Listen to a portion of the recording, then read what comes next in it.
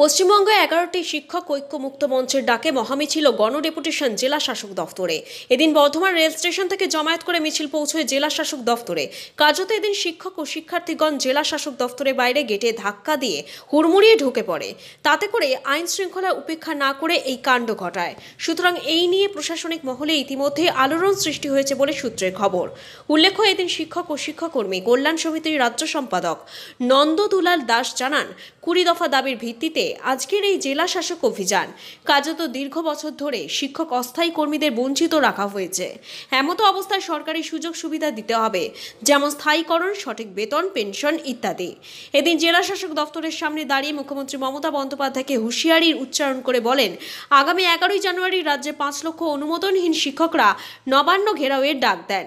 তিনি আরও বলেন, মাননীয় মুখ্যমন্ত্রী মমতা বন্দ্যোপাধ্যায় ক্লাব, ইমাম, মতুয়া, পুরোহিতদের নিয়ে বৈঠক করছেন, কিন্তু শিক্ষার্থীদের জন্য কোনো চিন্তা ভাবনা নেই দিদির। এদিন অতিরিক্ত জেলা শাসক অনির্বাণ কোলে শেষমেশ ডেপুটেশন গ্রহণ করেন। তার কারণ হচ্ছে আমরা আগামী 11ই জানুয়ারি 2021 নবান্ন অভিযানের ডাক দিয়েছি।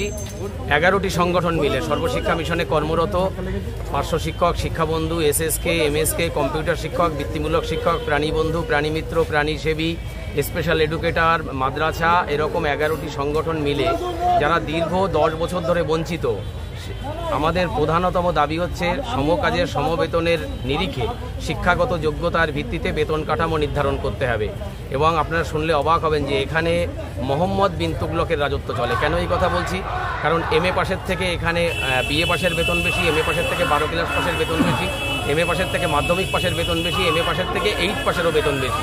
এবং আমাদের যে এই যে মহাজোট, আমরা 3 লক্ষ সরকারি কর্মচারী, শিক্ষক শিক্ষিকা মিলে আমরা যে জোট বেঁধেছি, আমাদের প্রতিদিন আমাদের সহকর্মীরা এত অল্প বেতন এই সরকার আমাদের খাটিয়ে নিচ্ছেন যে প্রতিদিন আমরা আমাদের সহকর্মীদের হারাচ্ছি। বিনা চিকিৎসায় না খেতে পেয়ে মারা যাচ্ছে। পৃথিবীর ইতিহাসে এরকমটা আপনি কোথাও দেখতে পাবেন না, শুধু এই পশ্চিমবঙ্গ ছাড়া ভারতবর্ষের কোথাও নেই। আমরা 10 বছর ধরে মুখ্যমন্ত্রীর কাছে আবেদন করেছি। আমরা একটা মিছিল করার অপরাধে, আমরা এই রাজ্য সরকার আমাদের মিছিল করতে দেন না। মিছিল করার অপরাধে আমাদেরকে মিথ্যা মামলা, জল কামান, লাঠি পেটা, এমনকি রাতের অন্ধকারে রাস্তায় ফেলে মহিলাদের উলঙ্গ করে পেটানো হয়েছে। তাই বাধ্য হয়ে আমরা সর্বশিক্ষার যে সমস্ত 3 লক্ষ শিক্ষক শিক্ষিকা এবং কর্মচারী আছি এবং তার পরিবার পরিজন 5 লক্ষ মিলে আমরা আগামী 11ই জানুয়ারি আমরা নবান্ন অবরুদ্ধ করব, যতক্ষণ পর্যন্ত রাজ্য সরকার এই দাবি পূরণ না করছেন।